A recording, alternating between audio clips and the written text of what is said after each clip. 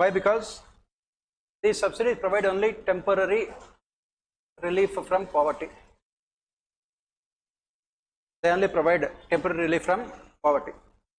At the end of the day, if you want to remove poverty, you have to make poor people rich.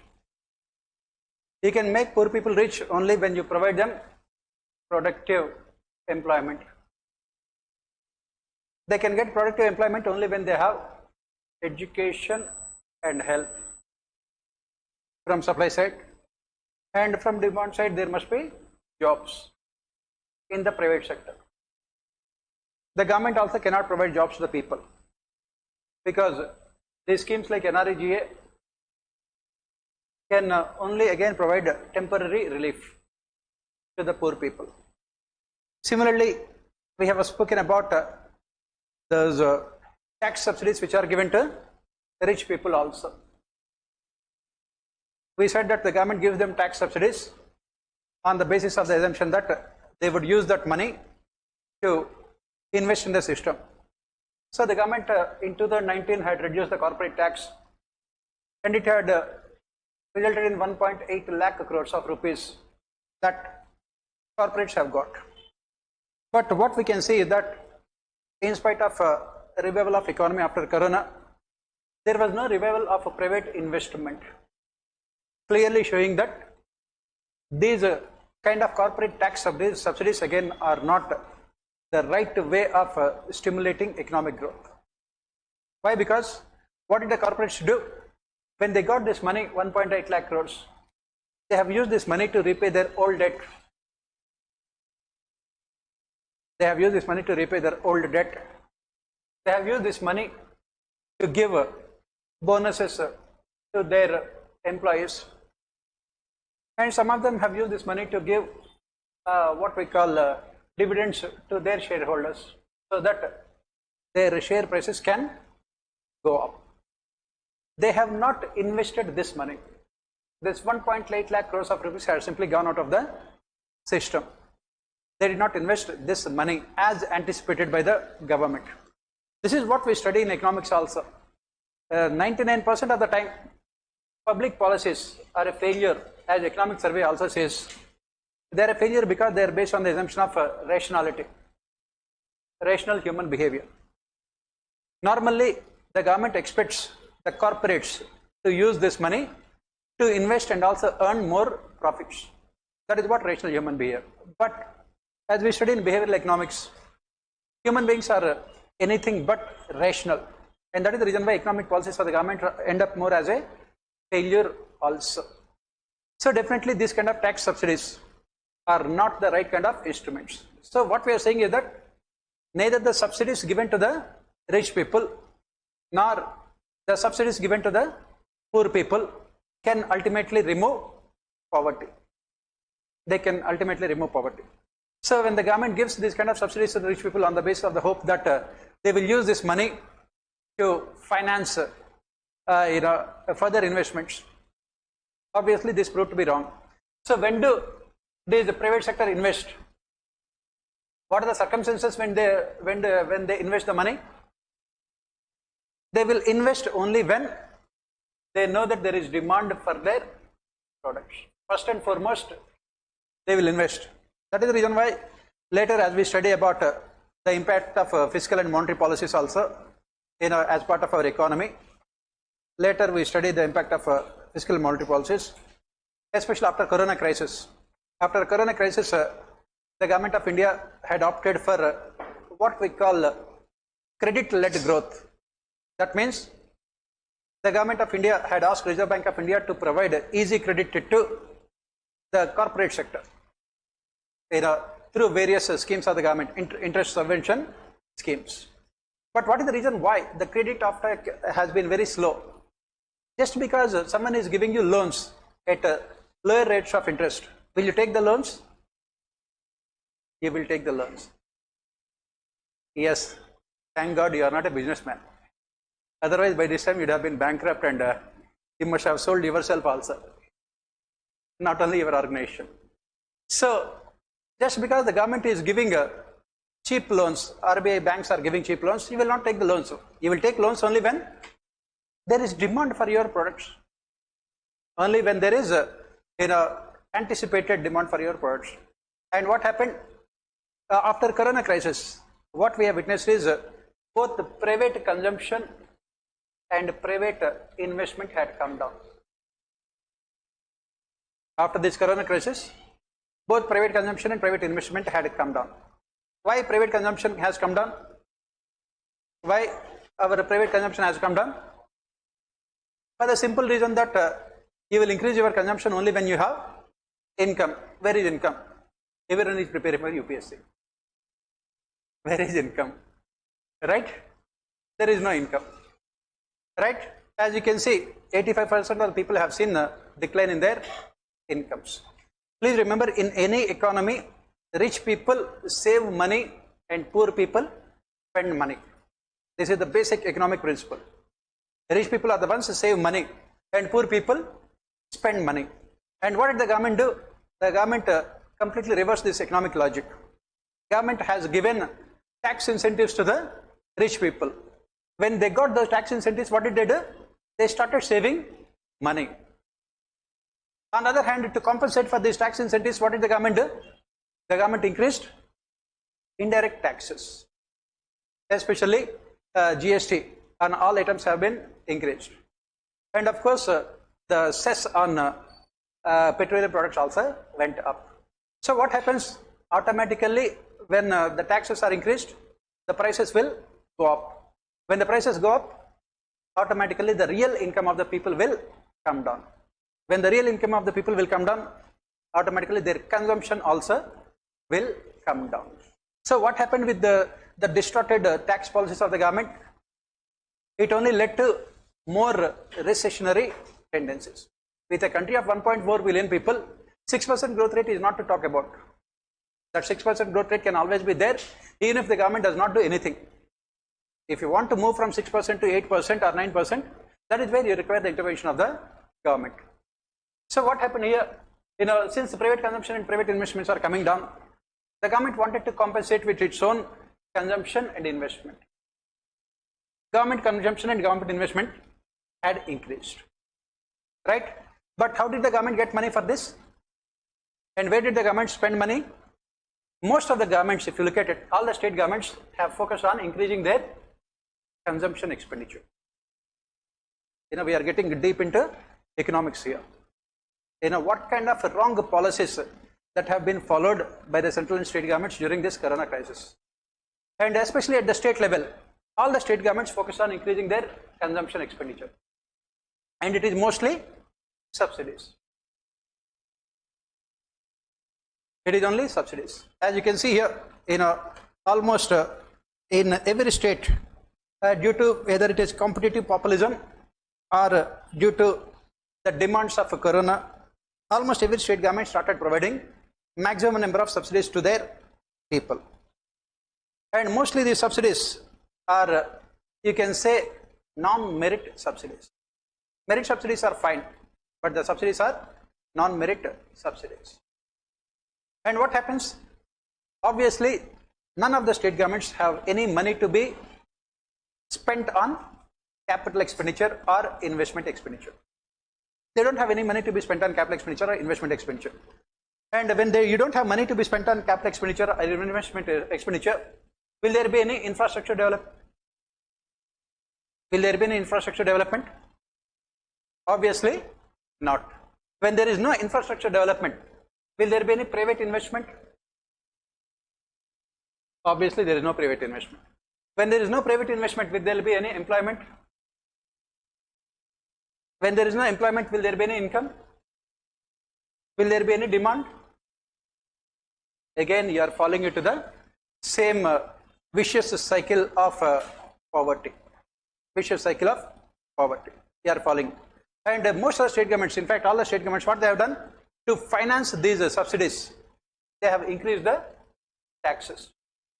Almost every state government. For example, in the GST Council, every state is part of the GST Council.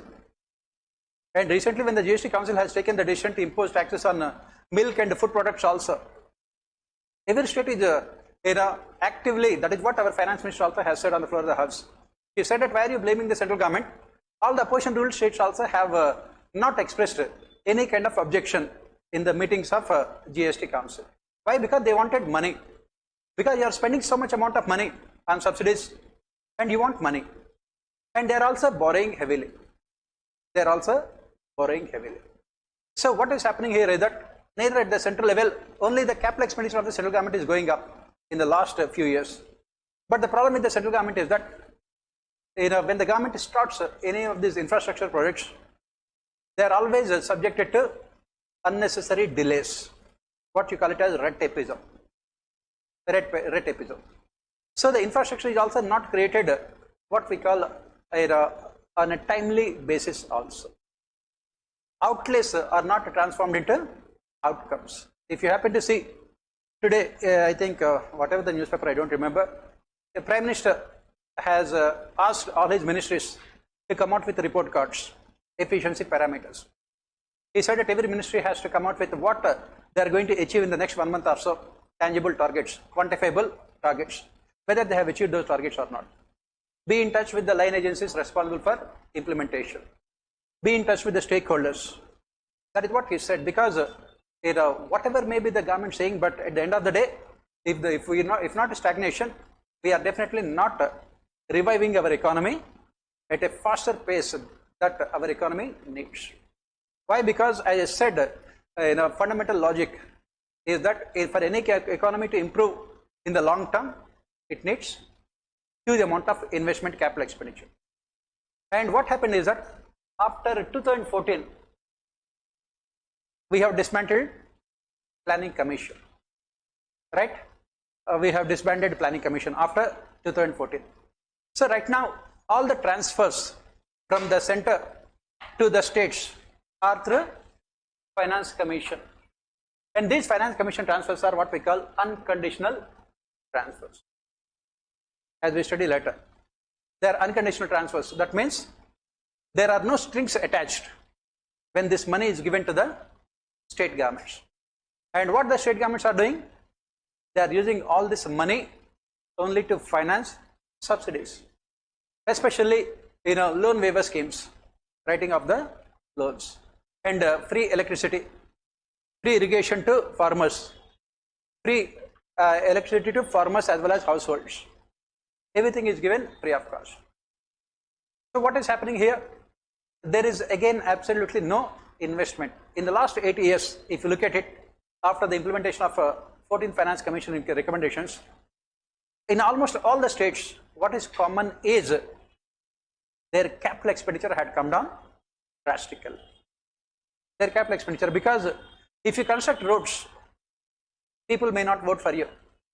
On the other hand, transfer 10,000 rupees into their account in the name of a PM Kisan, they will vote for you, right? So this is where the problem right now is. And unfortunately, as we discussed, the debate in the country right now is moving completely in the wrong direction. It is moving completely in the wrong direction. What is the wrong direction that we are talking about here? Instead of discussing about how to remove poverty, instead of discussing about whether these freebies or subsidies can really remove poverty or not, the debate is about what are the so-called merit or non-merit subsidies, right? Not even a single subsidy can be called a merit subsidy, because it always results in price distortions in the economic system, because allocation of resources in the economy and fixing of prices in the economy, as we study in economics, should be done only by market forces. Any kind of subsidies results in price distortions. For example, take the case of food subsidies, which the government is giving. Last year, the government of India had spent around more than 4.2 lakh crores of rupees on food subsidies. And maximum amount of money the government itself has accepted, went into the hands of undeserving beneficiaries, and also, maximum amount of money is spent on procurement as well as the storing of food grains by Food Corporation of India, right? So obviously, this kind of subsidies will not benefit the economy either in the short term or in the long term. So the government says that it is a big achievement on its part, because they have provided more than 80 crore people food grains. After 75 years of independence also, if you have to provide 80 crore people food grains, it means that there is a complete failure of your policies. That means 80 crore people are still living below poverty line according to the government. Right? So this is where the problem is with the government. So the question that we should be asking here is, whether should we have any kind of subsidies or not, and what can be done to remove poverty? That is the question that we should be asking. Yes.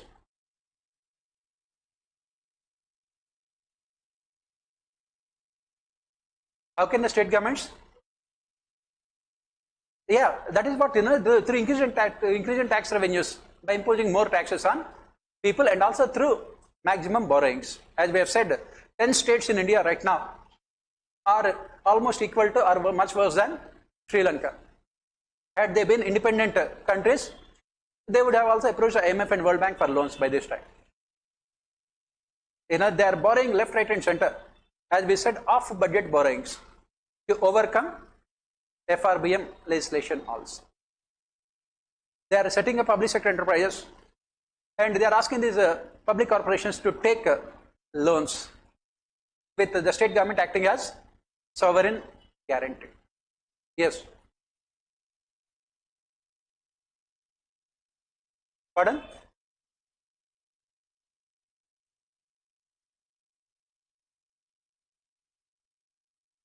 Higher tax compliance. Yeah, that is what, reducing the tax rates can result in higher tax compliance. But the government has said that their objective of reducing the corporate taxes is to encourage the private sector to invest more in the economic system. See, by cutting the tax rates, there is no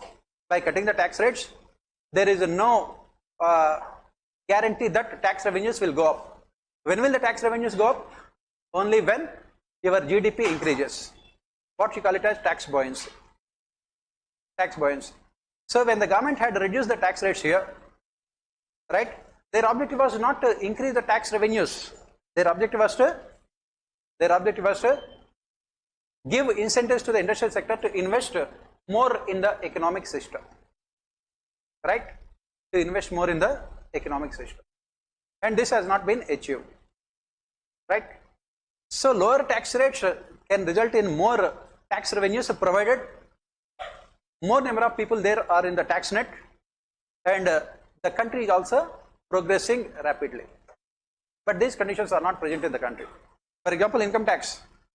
Even though almost around 90 lakh people have submitted their income tax returns, right?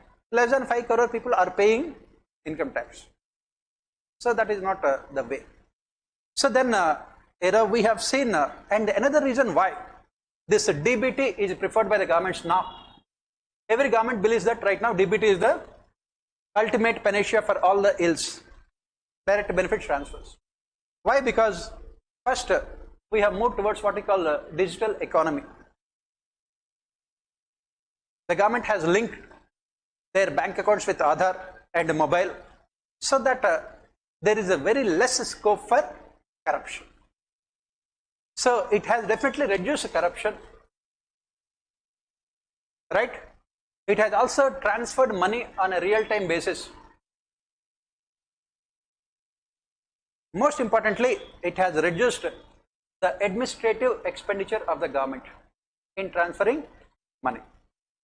It has reduced the administrative expenditure of the government. Administrative expenditure. You don't have to employ more number of people. Everything can be done with a click of the mouse. Right? On the other hand, if you have to spend money on, say, health, education, roads, and buildings, dams, and industries, you need institutions. You need personnel. You need institutions, you need personnel, and you need efficient administration. Efficient administration. In 2017, the government of India, our Prime Minister, during his Independence Day speech, has said that in 5 years I will double farmers' income. That is 2022. Did we reach 2022? No. 2022 will be there only when we double the farmers' income. Till then we have not, right, cause and effect. Right, in 2017 this is what our Prime Minister has said. To double the farmers' income, the government has to invest in irrigation, because only around 45% of the country is irrigated. To double the farmers' income, the government has to move towards organic farming, because then only you can export. To double the farmers' income, the government has to invest in what we call sustainable agriculture. To double the farmers' income, the government has to provide much needed credit support to the agriculture sector. To double the farmers' income, the government has to improve marketing facilities and storage facilities. Is it possible for the government to do all these things on its own, knowing fully well that administration anywhere else in the world, not only in India, is always inefficient? So the government has realized that they cannot double the farmers' income in 5 years. Then what did they do? Transfer money to the farmers under PM KISAN. This is the most important reason. To remove poverty is a long-term, complicated process. You have to create institutions. You have to allocate finances, as we study in our development administration. You have to involve the stakeholders. You have to remove the impediments. You have to energize the institutions. And you have to motivate the stakeholders, which is a very, very complicated process. So that is the reason why no state government, forget about state government, central government is also not interested in this long drawn complicated process. So what is the solution? Beg, borrow and steal. Beg from other countries, borrow from everyone, steal from people, and take all the money, give it to the people in the form of cash, and call it as freebies or subsidies or whatever you want to say. Every government, that is what. So for example, providing a continuous electricity to every citizen in the country is a difficult task. So give free electricity, 200 units or 300 units, people will be happy. People will be happy. That is where the problem with our what you call this freebie culture. People are also not looking at the long term. People don't have employment. They don't have employment. Give them at least 100 days of employment under NREGA. Again, as we study, if you remember, in our public administration, people are looking to satisfy only basic needs. Getting employment, getting respect in the society is part of self-esteem needs. So the government makes sure that if you are unemployed, you are given 100 days of employment. And if you are a poor person, you are given free rice. And if your children want education, government schools are there. Whether they provide education or not, that's a different thing. And if you have any problem with your health, government hospitals are there. Whether they provide any quality health care or not, that's a completely different task. So when you are a poor person, you are not looking at higher level needs. You are not looking at having a respectable job for yourself. You are not looking at a quality education for yourself. You are only looking at how I can satisfy my basic needs tomorrow. This kind of lower level equilibrium is what every political party wants in India. And that is the reason why these subsidies have become extremely populistic and popular also. They have become extremely populistic and popular. Why? Because everyone wants, because people cannot understand. They don't understand. There is absolutely no transparency in the financial administration of the country. If you take the combined fiscal and revenue deficits of fiscal deficits of central and states combined together, it will be more than 20%, very easily, by taking into consideration all of budget borrowings also. But no state government will want to clearly put its position in public place. As I said, the political culture is dominated by emotions and sentiment. So this is what it is all about, all the different dimensions of these subsidies, right? Then we can see the solutions. What could be the solutions in our later classes, right? What are the solutions? What could be done? Yes. That is what, not scholarship. Why should you provide scholarship? Make education completely free. Education completely free. And make education completely free and invest in government schools and government colleges and government universities. Completely free. Right? For example, how can we ensure more participation of women in labor force? Give complete free education from KG to PG. Right? And that is what it can be done. It is not something, that's what tomorrow we'll discuss.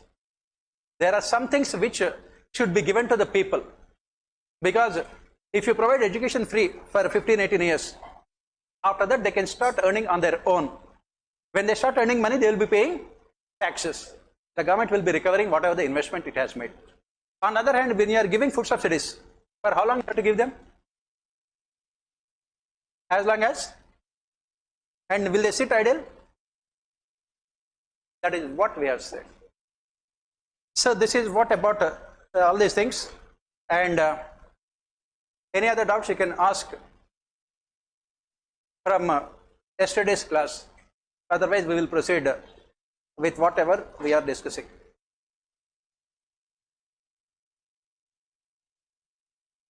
Yeah, Department of Nuclear.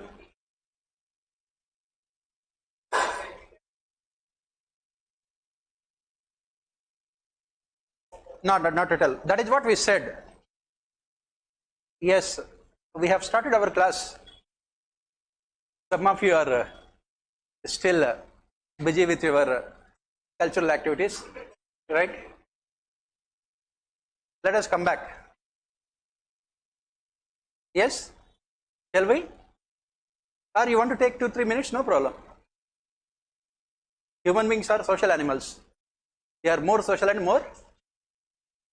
I did not say anything. You say fine, no problem. Right? Yes? Proceed? Right. So, if you remember, this is what we have said. Prime Minister has so many powers in our parliamentary democracy. He has so many powers. But what is important is that while exercising those powers, the Prime Minister should always act in a democratic manner. That is what we have said. He has absolute power to appoint ministers, allocate portfolios, remove them from their positions. But the question is whether he is doing all those things in a democratic manner or not. Yes, that is fine. That is fine. Because conducting a nuclear test, absolutely no problem. No problem. Right? Anything else? Okay, let us proceed. Yesterday we have seen up to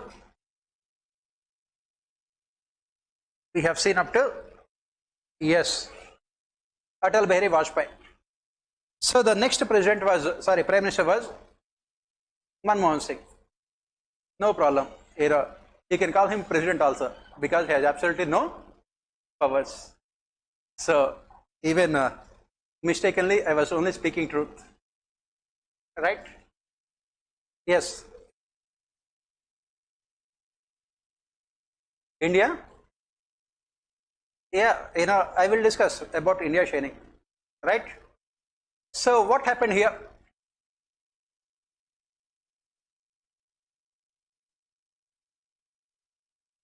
Vajpayee, he was in power for